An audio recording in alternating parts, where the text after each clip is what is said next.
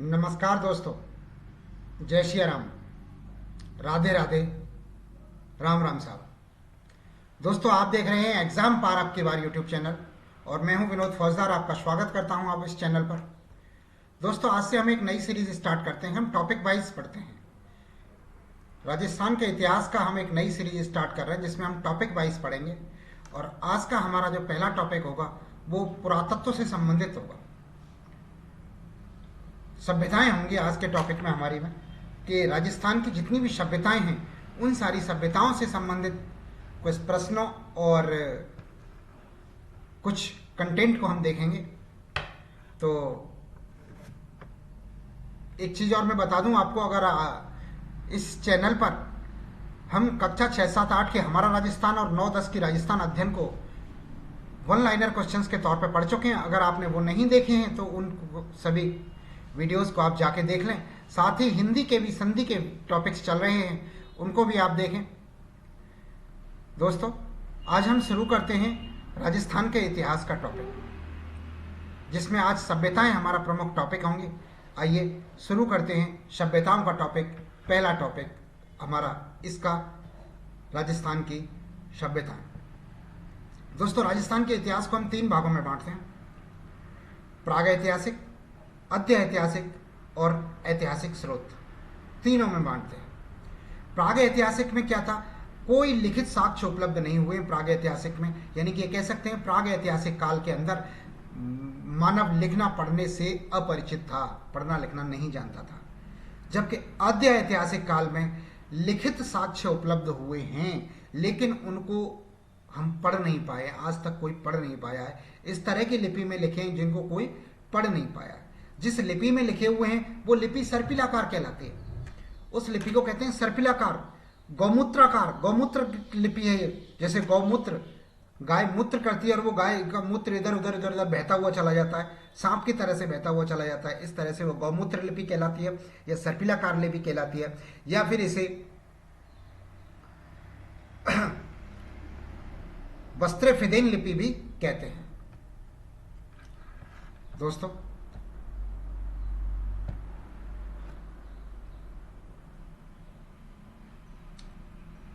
इसमें हम सबसे पहले पाषाणकालीन सभ्यता के बारे में जानेंगे। पाषाणकालीन सभ्यता कैसे कहते हैं? पाषाणकालीन सभ्यता वो होती है जहां पत्थरों के औजारों का प्रयोग होता है, वो पाषाणकालीन सभ्यता है।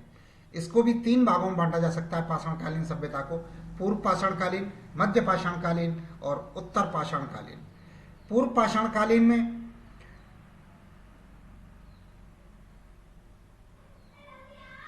मानव जो है वो अग्नि से परिचित था। पूर्व पाषाण काल में मानव अग्नि से परिचित था, लेकिन पहिए से परिचित नहीं था। जबकि मध्य पाषाण काल में कृषि और पशुपालन के साक्ष्य भी मिले हैं, और यानी कि कृषि और पशुपालन से भी परिचित था। जबकि उत्तर पाषाण काल में पहिए से भी आदमी परिचित हो गया था और वास्तविक सभ्यता की जननी यही उत्तर पाषाण काल कहलाता है। इसके बाद पाषाण काल के बाद ताम्रयुगीन सभ्यताएं आई। ताम्रयुगीन सभ्यता में तांबे के औजारों का प्रयोग हुआ था। तांबे के औजारों का प्रयोग करने लग गया आदमी, तब से उसे ताम्रकालीन सभ्यता कहने लगे। इसके बाद कांस्य युगीन आई। कांस्य युगीन में कांसे के उपकरण बनाने लगा, कांसे के बर्तन या उपकरण बनाने लग गया था। कांसा जो है, तांबा और टिन, 2 धातुओं को मिलाकर कांसा बनता है। तांबा प्लस टिन बराबर कांसा बनता है। इसके बाद लोह युगीन सभ्यता आई और इसमें लोहे के औजार आदमी के बनाने लगा। मनुष्य जो है लोहे के औजार बनाने लगा। और राजस्थान में लोह युगीन सभ्यता की शुरुआत नौह भरतपुर से होती है। नौह भरतपुर को आधुनिक सभ्यताओं की शुरुआत मानते हैं। आधुनिक सभ्यताओं की शुरुआत कौन सी जगह है? तो वो है नौह भरतपुर, जहां पर के 5 तरह की सभ्यताओं के एक साथ अवशेष मिले हैं। आगे है, अब हम स्टार्ट करते हैं विधिवत। हमारी पहली सभ्यता है कालीबंगा सभ्यता, जो कि हनुमानगढ़ जिले में है। कालीबंगा सभ्यता जो है हनुमानगढ़ जिले में पड़ती है। और ये सभ्यता घग्गर नदी कहो या सरस्वती नदी कहो या नट नदी कहो या मृत नदी कहो या देश्वर नदी कहो, इन नदी के किनारे है। ये सारे एक ही नदी के किनारे नाम है। घग्गर नदी अलग अलग समय में अलग अलग नामों से बुलाया गया है। किसी समय घग्गर नदी कहा गया है, किसी काल में से सरस्वती नदी कहा है, किसी में नट नदी कहा है, किसी में देशवती नदी कहा है, किसी में मृत नदी कहा है के नाम से के किनारे पर यह सभ्यता बसी हुई है। कालीबंगा सभ्यता जो कि हनुमानगढ़ जिले के अंदर है। और सर्वप्रथम इस सभ्यता की जानकारी एलपी टेस्टिटोरी ने दी थी। एलपी टेस्टिटोरी ने इसकी जानकारी सर्वप्रथम दी थी और इसकी पुष्टि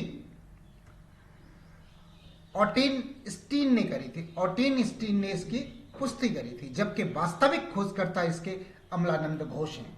1952 ईस्वी में अमलानंद घोष ने इस सभ्यता की खोज करी थी। वास्तविक खोजकर्ता अमलानंद घोष को माना जाता है।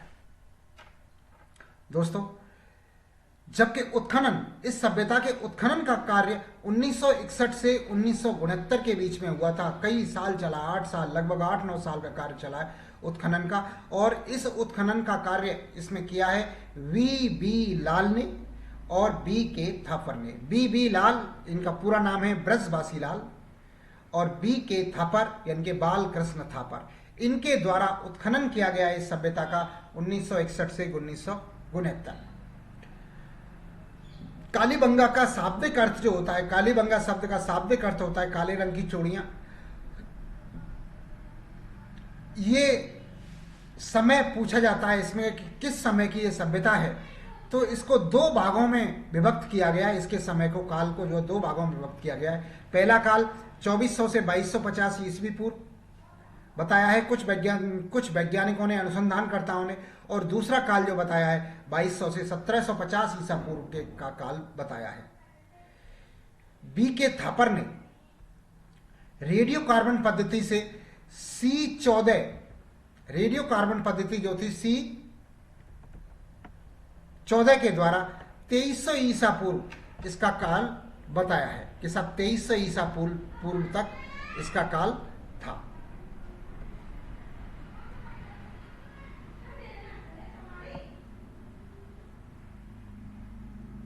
इसके अलावा डॉक्टर दशरथ शर्मा ने कालीबंगा सभ्यता को सेंधव सभ्यता की तीसरी राजधानी बताया है। सेंधव सभ्यता यानी कि सिंधु घाटी सभ्यता। सेंधव सभ्यता सिंधु घाटी सभ्यता का नाम है। डॉक्टर दशरथ शर्मा ने सिंधु घाटी सभ्यता या सेंधव सभ्यता की तीसरी राजधानी कालीबंगा को बताया है। पहली 2 राजधानी कौन कौन सी हैं? पहली राजधानी हड़प्पा, दूसरी राजधानी मोहनजोदड़ो और तीसरी राजधानी कालीबंगा माना है। KVR कैनेडी ने इस सभ्यता के विनाश का कारण संक्रामक रोगों को माना है। KVR कैनेडी ने इस सभ्यता के विनाश का कारण संक्रामक रोग माना है। स्वतंत्रता प्राप्ति के पश्चात भारत में सर्वप्रथम खुदाई इसी सभ्यता की गई थी।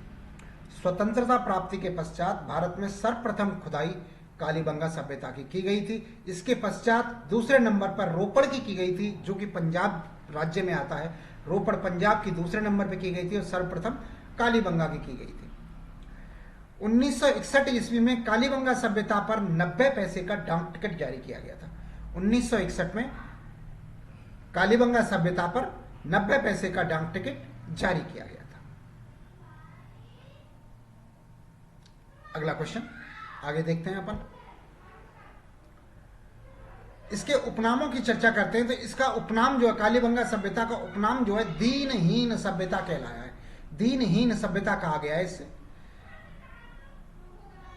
और इस सभ्यता की सर्वप्रथम खुदाई 2 टीलों की गई है। 2 टीलों पर की गई है सर्वप्रथम खुदाई जो है। वो दोनों टीलों की ऊंचाई लगभग 12 मीटर थी और लंबाई जो थी वो 500 मीटर थी। यानी कि जिन टीलों की खुदाई की गई थी उन टीलों की ऊंचाई 12 मीटर और लंबाई 500 मीटर थी। 5 स्तरों में उत्खनन हुआ है इसका। कालीबंगा सभ्यता का उत्खनन जो है वो 5 स्तरों में हुआ है। पहले 2 स्तर में जो उत्खनन हुआ है वहां हड़प्पा सभ्यता से भी पुराने अवशेष मिले हैं। पहले 2 स्तरों में जो उत्खनन हुआ है वहां पे हड़प्पा सभ्यता से भी पुराने अवशेष मिले हैं। जिन्हें पूर्व पाषाण कालीन सभ्यता भी कहा जाता है। इसलिए इस सभ्यता को पूर्व पाषाण कालीन सभ्यता कहते हैं, हड़प्पा सभ्यता को।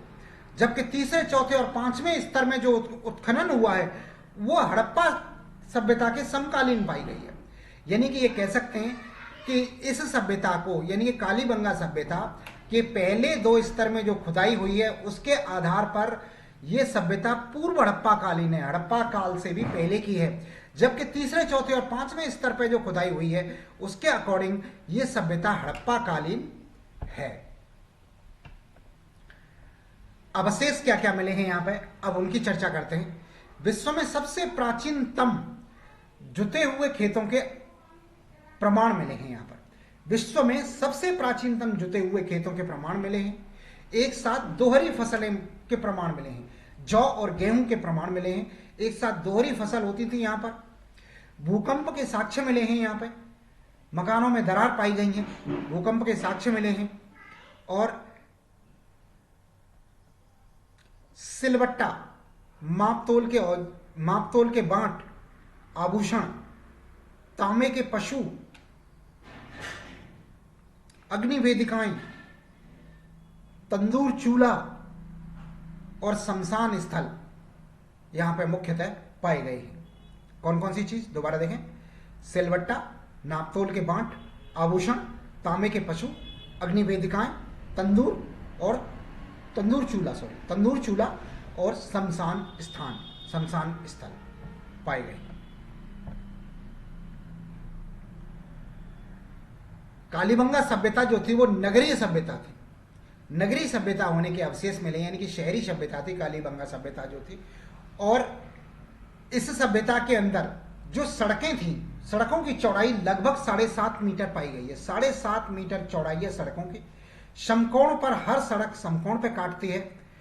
और जो सड़कों की पद्धति है वो ग्रिड पद्धति कह सकते हैं, या जाल पद्धति कह सकते हैं, या ऑक्सफोर्ड पद्धति कह सकते हैं, या चेम्सफोर्ड पद्धति कह सकते हैं। इस पद्धति पे बनी हुई है। जो सड़कें एक दूसरे को समकोण पे काटती हैं, जाल नुमा आकृति बनाती हैं, इसलिए इसे ग्रिड पद्धति या जाल पद्धति भी कहा जाता है। दोस्तों, इस सभ्यता के अंदर जो मकान मिले हैं हमारे, सब सड़कों के पीछे की तरफ मुंह था। मकानों का पीछे की ओर दरवाजा मिला है, मकानों का जो दरवाजा मिला है। और इस सभ्यता में, नगरीय सभ्यता के चारों तरफ एक बाउंड्री मिली है, एक दुर्गनुमा आकृति मिली है। और उस दुर्ग की जो परकोटा मिला है, पूरा दुर्ग मिला है, उस परकोटे का जो साइज मिला है वो मिला है 280 बाई 150 मीटर। 280 मीटर लंबा और 150 मीटर चौड़ा आकृति में इसका दुर्ग मिला है। जो दुर्ग के अंदर मकान बने हुए थे, कच्चे ईंटों से निर्मित मकान थे। और जो ईंट का साइज था वो ईंट का साइज था 30 by 15 by 7.5 centimetre. 30 by 15 by 7.5 centimetre के आकार की यहां पर ईंटें थी। फर्श इनके अलंकृत थे। मकानों के जो फर्श थे वो अलंकृत थे, अलंकृत किए हुए फर्श थे। और लकड़ी या लकड़ी और बल्लियों से मकान पटे हुए थे। मकानों की जो छत थी वो लकड़ी से या बल्लियों से पटी हुई छत मिली है यहां पर। इसके अतिरिक्त धार्मिक स्थलों की बात करें तो यहां पर आयताकार चबूतरे पर एक आयताकार चबूतरा मिला है जिस पर 7 अग्नि वेदिकाएं प्राप्त हुई हैं। कालीबंगा के अंदर से आयताकार चबूतरा मिला है जहां पर 7 अग्नि वेदिकाएं प्राप्त हुई हैं।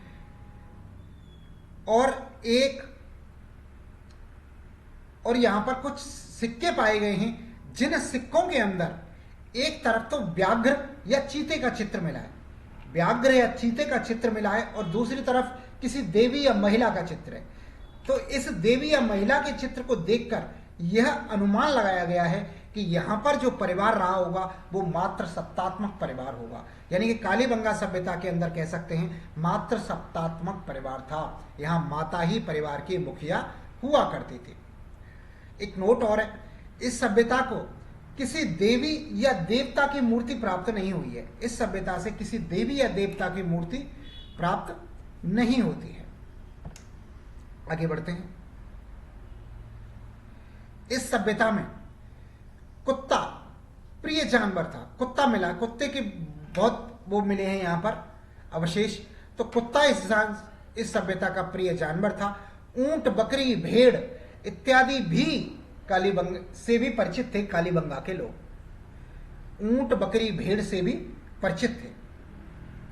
शल्य चिकित्सा के प्रमाण मिले हैं यहाँ पर। एक खोपड़ी मिली है, एक सिर मिली है जिसके अंदर 6 छेद मिले हैं और इन छिद्रों के अंदर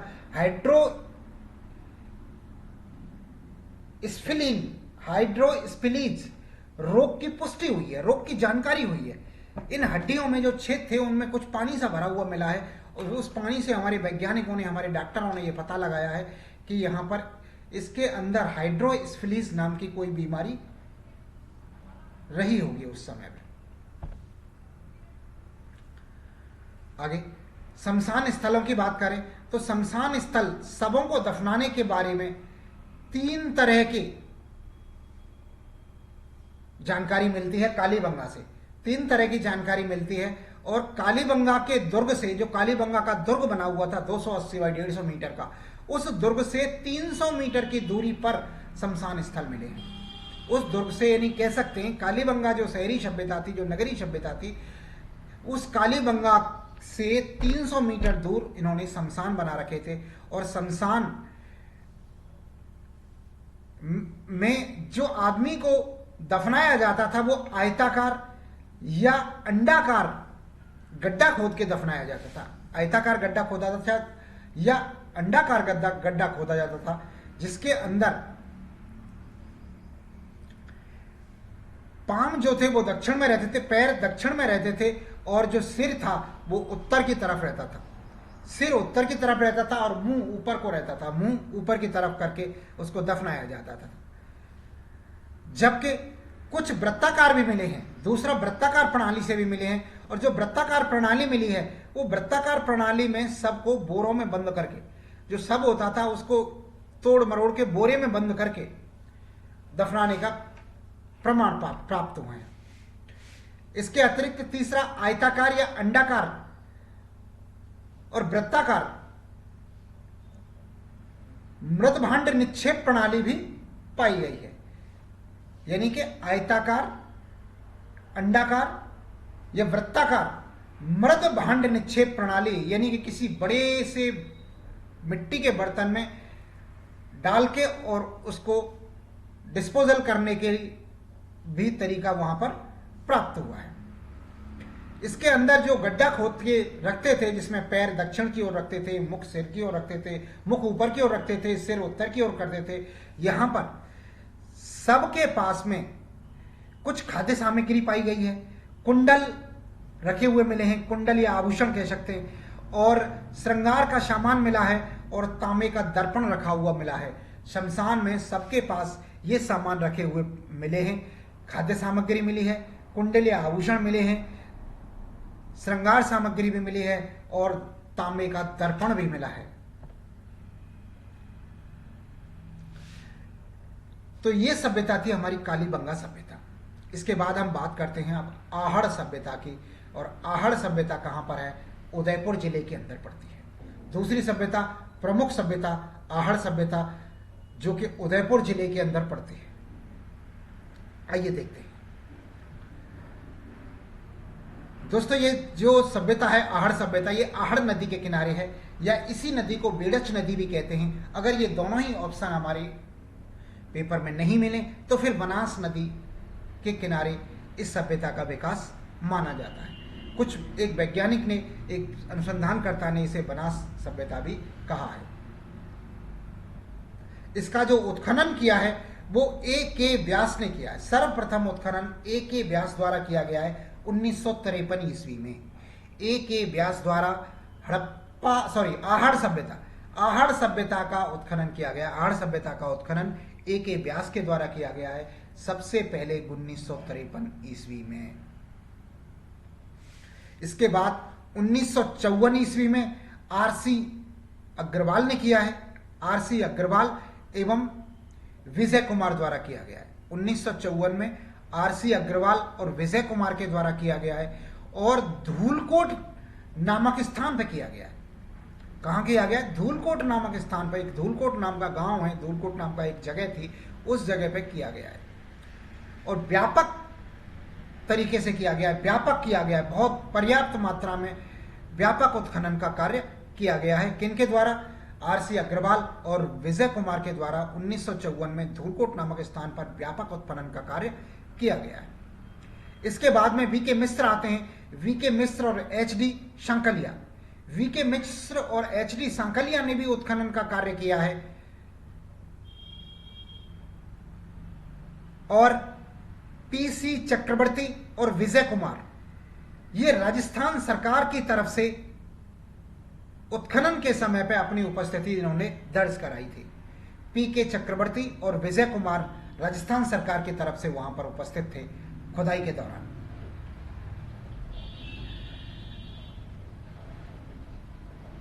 स्थानीय भाषा की बात करें तो स्थानीय भाषा में इस आहड़ सभ्यता को धूलकोट कहा जाता है, जिसका अर्थ होता है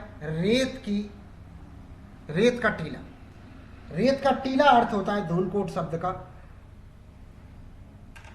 आहड़ सभ्यता के अंदर। दोस्तों, आहड़ सभ्यता के प्राचीन नाम क्या क्या हैं, अब उनसे परिचित हो लेते हैं। आहड़ सभ्यता को ताम्रवर्ती नगरी भी कहा जाता है, अघाटपुर भी कहा जाता है, अघाटपुर, अघाट दुर्ग भी कहा जाता है, अघाट दुर्ग। गोपीनाथ शर्मा ने इस सभ्यता को अघाट दुर्ग के नाम दिया है, अघाट दुर्ग।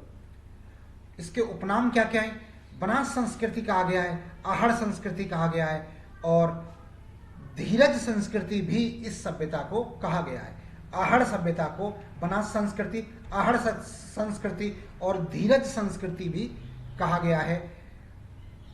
और एकाध स्थान पर इसे मृतकों का टीला भी कहते हैं। अवशेष क्या क्या मिले हैं आहड़ सभ्यता के, अब उनको देखते हैं। दोस्तों, यहां से कुछ मृदभांड प्राप्त हुए। वो मृदभांड कैसे हैं? काले लाल रंग के, काले प्लस लाल रंग के मृदभांड प्राप्त हुए हैं, जिनसे ऐसा प्रतीत होता है कि उल्टी तपाई विधि से बनाए गए हैं। यानी कि जिनकी विधि जो है, बनाने की विधि जो है, मृदभांडों को बनाने की विधि उल्टी तपाई विधि है। उल्टी तपाई विधि द्वारा काल लाले रंग के मृदभांड बनाए गए हैं यहां पर। इसके अतिरिक्त टेराकोटा पद्धति से निर्मित एक बैल के अवशेष भी प्राप्त हुए हैं। टेराकोटा पद्धति से निर्मित एक बैल के अवशेष भी प्राप्त हुए हैं, जिसे बनासियन बुल की संज्ञा दी गई है। यानी कि उस अवशेष को,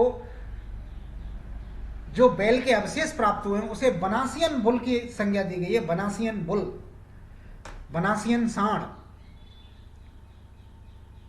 और माणक लड़ी, माणक लड़ियां हार, माणक लड़ी के लड़ियां, माणक प्राप्त हुए हैं, लड़ियों के हार प्राप्त हुए हैं, कानों के आभूषण यहां से प्राप्त हुए हैं, ये सब यहां से प्राप्त हुए हैं। यानी कि अवशेष क्या क्या प्राप्त हुए हैं, एक बार दोबारा से देख लें।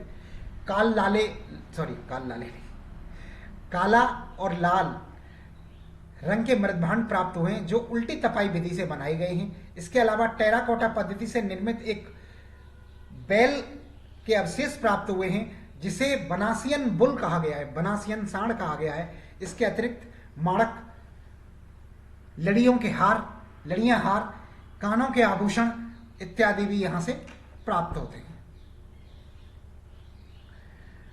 आगे बात करते हैं। आहड़ सभ्यता की खुदाई 3 स्तरों पे की गई है। आहड़ सभ्यता की खुदाई जो की गई है वो 3 स्तरों पे की गई है। प्रथम स्तर क्या है? स्फटिक पत्थरों के अवशेष मिले हैं प्रथम स्तर में। स्फटिक पत्थरों का मतलब होता है औजार बनाने में प्रयुक्त पत्थर। जो पाषाण काल के दौरान जो पत्थरों के औजार बनाए जाते थे, उन औजार बनाने के लिए जिन पत्थरों का इस्तेमाल होता था, वो स्फटिक पत्थरों के अवशेष प्रथम स्तर में प्राप्त हुए। जबकि द्वितीय स्तर में ताम्र से निर्मित वस्तुओं के अवशेष मिले हैं, तांबे से निर्मित वस्तुओं के अवशेष मिले हैं। दूसरे स्तर में तांबा गलाने की भट्टी मिली है और आभूषण मिले हैं। तांबे गलाने की भट्टी मिली है और आभूषण मिले हैं। जबकि तीसरे स्तर पर जो खुदाई हुई थी, तो यहाँ लोह अयस्क से लोह अयस्क से लोहा बनाने का तरीका मिला है, यानी कि लोहे के अवशेष प्राप्त हुए हैं, लोहे की।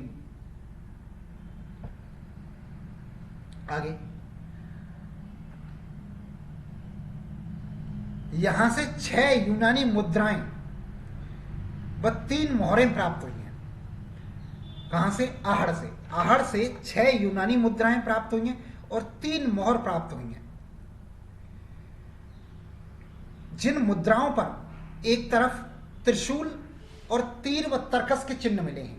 त्रिशूल और तीर और तर्कस एक तरफ मिले हैं और दूसरी तरफ अपोलो अंकित मिला है, जो कि यूनानी शासक था अपोलो। उस अपोलो अंकित मिला है इस सिक्कों पर।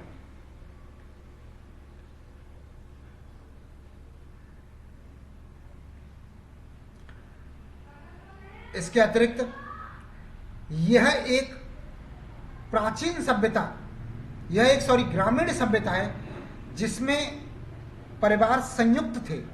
यह एक ग्रामीण सभ्यता मानी गई है। इस सभ्यता को ग्रामीण सभ्यता माना गया है, जबकि कालीबंगा सभ्यता शहरी सभ्यता माना गया है और आहड़ सभ्यता को ग्रामीण सभ्यता माना गया है, क्योंकि यहां पर एक घर से ही 6 चूल्हों के अवशेष मिले हैं। यानी कि बहुत बड़ा परिवार रहा होगा जिससे कि 6 चूल्हे चलते थे एक घर के अंदर। एक घर में 6 चूल्हों के अवशेष मिले हैं और महिला के हाथ के निशान मिले हैं चूल्हों के ऊपर। चूल्हे के ऊपर महिला की उंगलियों के निशान मिले हैं, महिला के हाथ के निशान मिले हैं। कच्ची ईंटों से निर्मित मकान थे यहां पर। मकानों में मकान जो थे वो आयताकार बने हुए थे। कच्ची ईंटों से मकान बने हुए थे, आयताकार मकान बने हुए थे। ज्वार, चावल, गेहूं की फसल के प्रमाण मिलते हैं यहाँ पे। ज्वार के, चावल के और गेहूं की फसल होने के प्रमाण प्राप्त होते हैं। आहड़ सभ्यता से सर्वाधिक उत्खनन का कार्य धूलकोट टीले में किया गया है। आहड़ सभ्यता में सर्वाधिक उत्खनन का कार्य धूलकोट टीले पर किया गया है, जबकि सर्वप्रथम आहड़ सभ्यता के प्रमाण आहड़ स्थान से ही प्राप्त होते हैं। जबकि सर्वप्रथम आहड़ सभ्यता के जो प्रमाण प्राप्त होते हैं वो आहड़ स्थान से ही प्राप्त होते हैं। आहड़ सभ्यता लगभग 4000 वर्ष पुरानी मानी गई है। आहड़ सभ्यता को लगभग आज से 4000 वर्ष पुरानी, या ऐसे कह सकते हैं कि 2000 निकल गए वर्ष, 2020 और लगभग 2000 ईसा पूर्व की मानी गई है। ये 2000 ईसा पूर्व या आज से 4000 वर्ष पुरानी ये सभ्यता मानी गई है। इसके अतिरिक्त गोर व कोठे भी मिले हैं यहां से। गोर का मतलब है एक बड़ा सा मिट्टी का पात्र। इस सभ्यता में मिट्टी से निर्मित अनाज भंडार करने के लिए उपकरण मिले हैं, स्थानीय भाषा में जिन्हें गोर या कोठे कहा जाता है, या हम अपने यहाँ पे अपने गांव के अंदर उसे कुठीला भी कहते हैं। मिट्टी के बने हुए बर्तन होते हैं। जैसे आज हम अनाज रखने के लिए लोहे की टंकी इस्तेमाल करते हैं, इस तरह से पहले ये टंकी थी जो कि मिट्टी की बनी हुई थी। इसके अतिरिक्त जो यहां से प्राप्त हुआ है वो बिना हत्थे का जलपात्र प्राप्त हुआ है। बिना हत्थे का जलपात्र प्राप्त हुआ है, जिसकी समानता ईरान और बलूचिस्तान के पात्रों से की जाती है। ईरान और बलूचिस्तान में जिस तरह के पात्र मिले हैं से समानता रही होगी कभी, क्योंकि बिना हत्थे का जो जलपात्र मिला है ऐसे ही जलपात्र ईरान में और बलूचिस्तान में भी पाए गए हैं। मिट्टी के निर्मित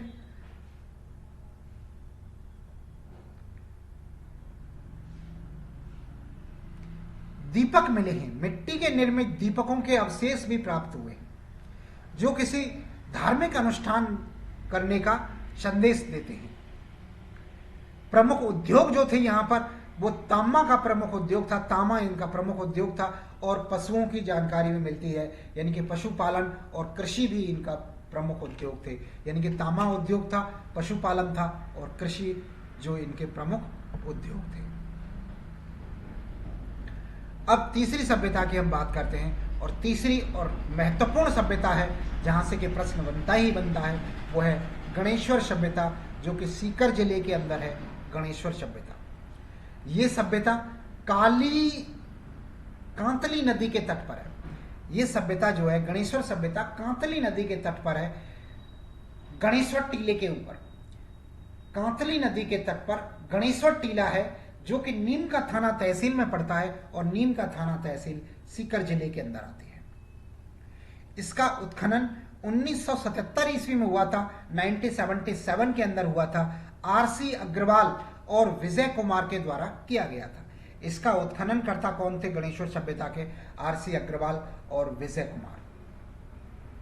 दोस्तों, इसको रेडियो कार्बन पद्धति से जो इसके समय का निर्धारण किया गया है वो 2800 ईस्वी पूर्व किया गया है। 2800 ईसा पूर्व इस गणेश्वर सभ्यता का काल माना गया है, जो कि लगभग आज से 4800 वर्ष पुरानी कही जा सकती है। यहां पर 99% तांबे के उपकरण प्राप्त हुए हैं। संपूर्ण भारत में ताम्रयुगीन सभ्यताओं की जननी माना जाता है इस सभ्यता को, गणेश्वर सभ्यता को। संपूर्ण भारत की ताम्रयुगीन सभ्यताओं की जननी गणेश्वर सभ्यता है, और ताम्र संचयी निधि भी इसको कहते हैं। आगे बात करते हैं।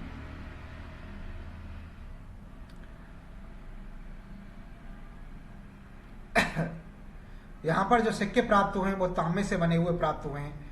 यहां पर एक मछली पकड़ने का कांटा प्राप्त हुआ है। महत्वपूर्ण बात, मछली पकड़ने का कांटा प्राप्त हुआ है यहां से।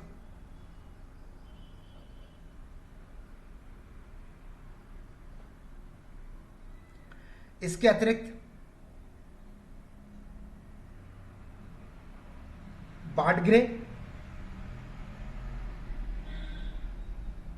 तस्तरी, फरसे, कुल्हाड़े, इस तरह के आइटम भी प्राप्त हुए हैं यहां से, यानी कि बाण भी प्राप्त हुए हैं, तस्तरी भी प्राप्त हुई हैं, फरसे भी प्राप्त हुए हैं और कुल्हाड़ी भी प्राप्त हुए हैं। यहां पर काला और नीले रंग के मृदभांड प्राप्त हुए हैं। काले और नीले रंग के मृदभांड प्राप्त हुए हैं, जिन्हें कृपाणवर्णी या ऋषभवर्णी, कृपाणवर्णी या ऋषभवर्णी कहा गया है। उन मृदभांडों को जो नीले या काले रंग के मृदभांड प्राप्त हुए हैं वह कृपाणवर्णी या ऋषभवर्णी कहा गया है।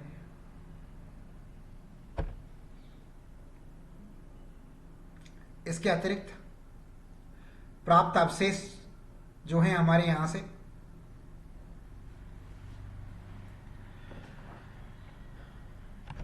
दोस्तों, मछली पकड़ने का कांटा मिला है, तो और गेहूं और जौ, अनाजों के भी अवशेष मिले हैं। गेहूं और जौ फसल होने के भी अवशेष मिले हैं यहां से। मछली पकड़ने का कांटा मिला है, गेहूं और जौ फसल के अवशेष मिले हैं। इस आधार पर कह सकते हैं कि यहाँ के लोग मांसाहारी भी थे और शाकाहारी भी थे। दोनों तरह के लोग थे यहाँ पर, मांसाहारी भी और शाकाहारी, या ऐसा भी हो सकता है वो मांस भी खाते हों और क्या नाम है, अन्न भी खाते हों, मांसाहारी प्लस शाकाहारी दोनों ही प्रकार के हों।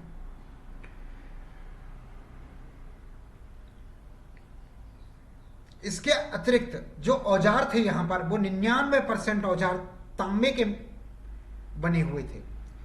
यहां पर जो औजार मिले हैं वो बाणगिरे, फरसे, कुल्हाड़े, तस्तरी और प्लेट नाम के औजार मिले हैं। बाणगिरे, फरसे, कुल्हाड़ी, तस्तरी, प्लेट, ये सब इस तरह के आइटम यहां पर मिले हैं, और जो कि 99% रूप से तांबे से निर्मित मिले हैं। यहां के लोग केवल तांबा धातु से परिचित थे, इसके अलावा और कुछ धातु के बारे में उन्हें नॉलेज नहीं थी। दोस्तों, गणेश्वर सभ्यता में जो मकान मिले हैं वो मकानों में ईंटों का प्रयोग नहीं हुआ है, बल्कि मकान पत्थरों से निर्मित थे। इन मकानों में ईंटों का प्रयोग नहीं हुआ है गणेश्वर सभ्यता में। गणेश्वर सभ्यता के मकान पत्थरों से निर्मित थे, और बस्ती को बाढ़ से बचाने के लिए बांधों के अवशेष भी प्राप्त हुए हैं। बाढ़ से बचाने के लिए बांध बनाने के अवशेष भी प्राप्त हुए हैं यहां पर। यहाँ जो प्रमुख पशु मिले हैं वो पशुओं में सूगर है, नीलगाय है, हिरण है, भेड़ है, बकरी है, मुर्गा है, इन सब के सबूत मिले हैं। सूगर, नीलगाय, हिरण, भेड़, बकरी, मुर्गा होने के सबूत गणेश्वर सभ्यता में प्राप्त हुए। दोस्तों, प्याले, तस्तरियां एवं कुंडियां, मृदभांड जो काले और नीले रंग के प्रयुक्त हुए थे, ये सब काले और नीले रंग के मिले हैं। प्याले, तस्तरी, कुंडियां और मृदभांड जो काले और नीले रंग में प्रमुखतया प्राप्त हुए।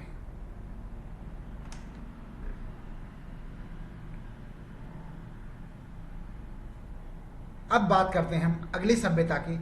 वो सभ्यता का नाम है बालाथल सभ्यता। दोस्तों, हम 3 सभ्यताएं पढ़ चुके हैं, कालीबंगा सभ्यता, आहड़ सभ्यता और गणेश्वर सभ्यता। अब चौथी और महत्वपूर्ण सभ्यता बालाथल सभ्यता। बालाथल सभ्यता भी उदयपुर जिले के अंदर आती है। उदयपुर जिले की एक तहसील है बल्लभगढ़। बल्लभगढ़ तहसील के अंदर बालाथल नाम की जगह पर बालाथल सभ्यता है। ये सभ्यता जो है पाषाण युगीन सभ्यता है, सॉरी ताम्र, गलत कह गया मैं, ताम्र पाषाण युगीन सभ्यता है। इसमें ताम्र सभ्यता के भी गुण पाए हैं और पाषाण सभ्यता के भी गुण मिले हैं। तो इसके खोजकर्ता कौन है? इसके खोजकर्ता जो है 1963 में वीएन मिश्र, वीरेंद्र नाथ मिश्र ने इसकी खोज करी थी और इसके उत्खनन का कार्य 1993 में हुआ था। 30 साल बाद वीएन मिश्र यानी कि वही वीरेंद्र नारायण मिश्र और वीएस सिंधे के द्वारा इसकी उत्खनन का कार्य किया गया था। वेड़च नदी के तट पर स्थित है ये, और इसका जो काल माना गया है वो 3000 ईसा पूर्व से लेके 2500 ईसा पूर्व तक का काल माना गया है। यानी कि बालाथल सभ्यता 3000 ईसा पूर्व से 2500 ईसा पूर्व तक की मानी गई है। दोस्तों, यहां पर क्या क्या अवशेष प्राप्त हुए हैं वो देखते हैं। 5 लोहा गलाने की भट्टियां मिली हैं इस जगह पर, यानी कि बालाथल सभ्यता के अंदर 5 लोहा गलाने की भट्टियां मिली हैं। दुर्ग मिला है, एक बहुत बड़ा भवन मिला है इसके अंदर। तांबे के आभूषण एवं सांड व कुत्ते की मूर्तियां मिली हैं। तांबे के आभूषण मिले हैं, सांड और कुत्ते की मूर्तियां मिली हैं। और बैराट के पश्चात दूसरा ऐसा स्थान है जहां से के कपड़े का टुकड़ा प्राप्त होने के साक्ष्य मिले हैं। कपड़े का टुकड़ा प्राप्त होने के साक्ष्य मिले हैं, जो कि हड़प्पा संस्कृति के समान मृदभांड मिले हैं। यहां से हड़प्पा संस्कृति के समान मृदभांड भी यहां से प्राप्त हुए। अगली सभ्यता की बात करते हैं। अगली सभ्यता है दोस्तों बागौर सभ्यता। बागौर सभ्यता भीलवाड़ा जिले के अंदर है। और जब भीलवाड़ा जिले की बात आएगी तो भीलवाड़ा जिले के अंदर कोठारी नदी बहती है, तो यह सभ्यता भी कोठारी नदी के तट पर ही स्थित है। यानी कि बागौर सभ्यता कोठारी नदी के तट पर है, भीलवाड़ा जिले के अंदर है। उत्खनन इसका 1967 ईस्वी से 1968 ईस्वी के मध्य हुआ था। 67-68 के मध्य हुआ था इसका उत्खनन, और इसके उत्खननकर्ता भी वीएन मिश्र थे, यानी कि वीरेंद्र नाथ मिश्र इस सभ्यता के उत्खननकर्ता थे। बागौर सभ्यता के उत्खननकर्ता वीएन मिश्र। यहां पर एक टीला प्राप्त हुआ है जिसे महासतियों का टीला कहते हैं, जिसे महासतियों का टीला के नाम से जाना गया है। महासतियों का टीला, बागौर सभ्यता की जानकारी इसी टीले से प्राप्त हुई है। जो बागौर सभ्यता की जानकारी प्राप्त हुई है वो इसी टीले से प्राप्त हुई है। यहां से कृषि और पशुपालन के सर्वाधिक प्राचीन अवशेष मिलते हैं। इस सभ्यता से कृषि और पशुपालन के सर्वाधिक प्राचीन अवशेष इसी सभ्यता स्थल से खोजे गए हैं।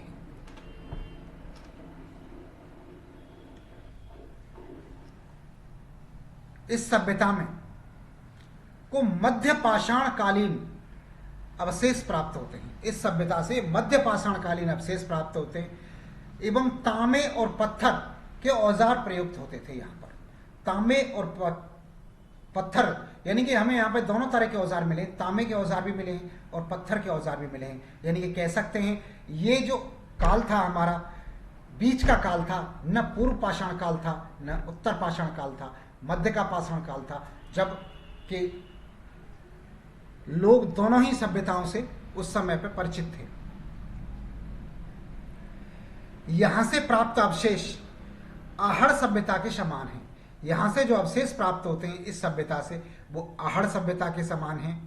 और बागौर सभ्यता को आदिम संस्कृति अथवा सभ्यताओं का संग्राहक भी कहा जाता है। यानी कि बागौर सभ्यता जिसको हम पढ़ रहे हैं, बागौर सभ्यता को आदिम संस्कृति कहते हैं। आदिम संस्कृति कौन सी सभ्यताओं कहते हैं? बागौर सभ्यता को कहते हैं। या सभ्यताओं का संग्रहालय भी बागौर सभ्यता को कहा जाता है। सभ्यताओं का संग्रहालय भी बागौर सभ्यता को कहा जाता है। आगे बात करते हैं अपन। अगली है रंगमहल सभ्यता, जो कि हनुमानगढ़ जिले में। रंगमहल सभ्यता हनुमानगढ़ जिले में, इसे 1000 ईसा पूर्व से 600 ईसा पूर्व के मध्य माना गया। यानी कि हम कह सकते हैं लगभग 2600 से 3000 वर्ष प्राचीन है ये सभ्यता। 1000 ईसा पूर्व से 600 ईसा पूर्व की है। दोस्तों, जो हनुमानगढ़ में जो सभ्यताएं आएंगी वो सभी घग्गर, सरस्वती, द्वेष नदी के किनारे पर होंगी, जिन्हें मृत नदी या नट नदी भी कहते हैं। इस सभ्यता के जो उत्खनन करता है वो 1952 से लेके 54 के मध्य हन्नाडिया के निर्देशन में उत्खनन हुआ है। यहाँ पर हन्नाडिया के उत्खनन में यहाँ पर निर्देश वो हुआ है, उत्खनन हुआ है इस सभ्यता का, रंगमहल सभ्यता का। इस सभ्यता को यौधेय गणराज की राजधानी माना गया है। इस सभ्यता को, रंगमहल सभ्यता को यौधेय गणराज की राजधानी के तौर पर प्रमाण मिले हैं, गणराज के तौर पर होने का प्रमाण प्राप्त हुआ है।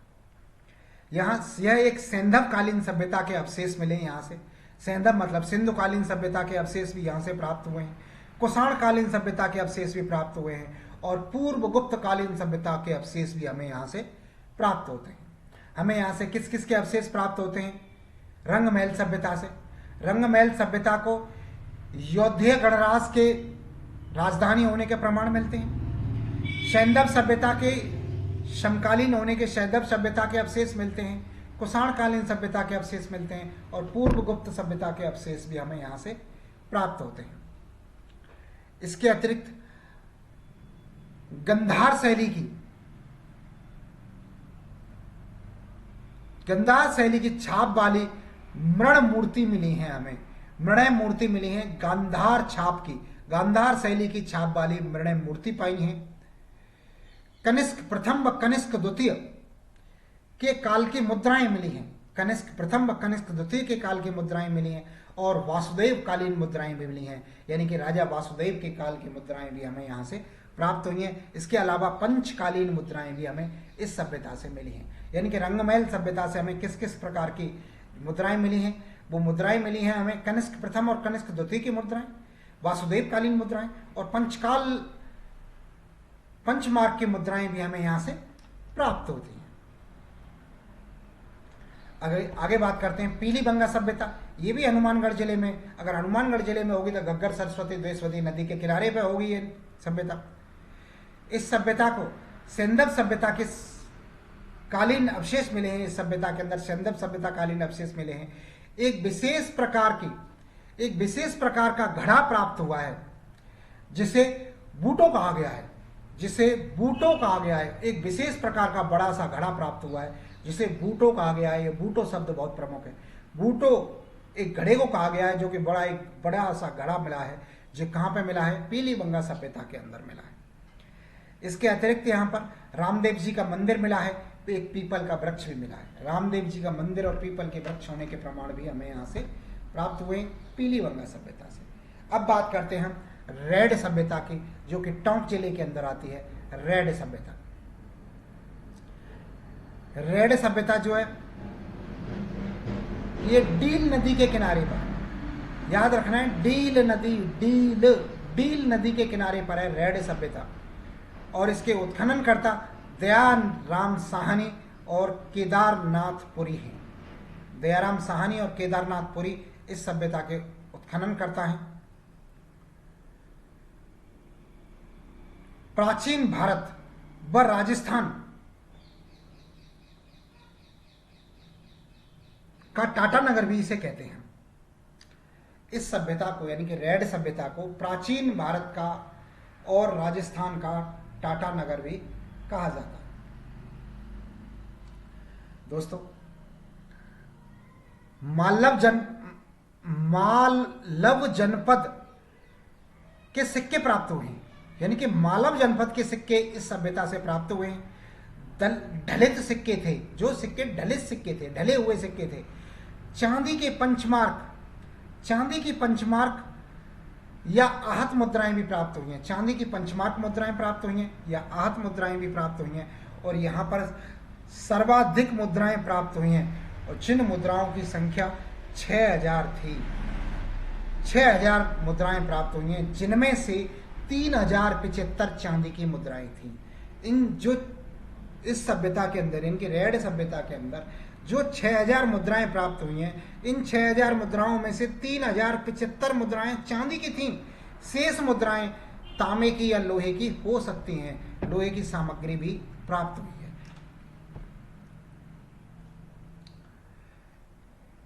इस सभ्यता में मथुरा छाप पद्धति से निर्मित मृदभांड भी प्राप्त हुए हैं, यानी कि मृणय मूर्ति भी प्राप्त हुई है। मथुरा छाप पद्धति से निर्मित मृदभांड और मृणय मूर्ति प्राप्त हुई है। बंदर की आकृति के बर्तन प्राप्त हुए हैं, यानी कि बंदर की आकृति के बर्तन हमें कहां से मिले? तो रेड सभ्यता से मिले। इसके अतिरिक्त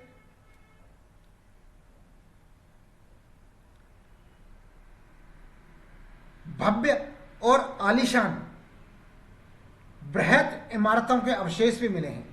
भव्य, आलीशान और बृहत इमारतों के अवशेष भी हमें यहां से प्राप्त हुए हैं। जो मुद्रा मिली है उस पर अपोलो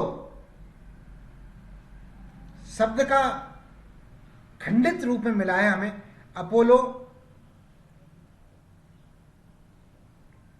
डॉटुस शब्द जो है हमें ये खंडित तौर पे मिला है यहां पर। दोस्तों, काफी लंबा वीडियो हो गया, अब कल करेंगे हम बाकी वीडियोस को, है ना। दूसरे पार्ट में करेंगे कल इसको। चलो, धन्यवाद अगले वीडियोस के लिए।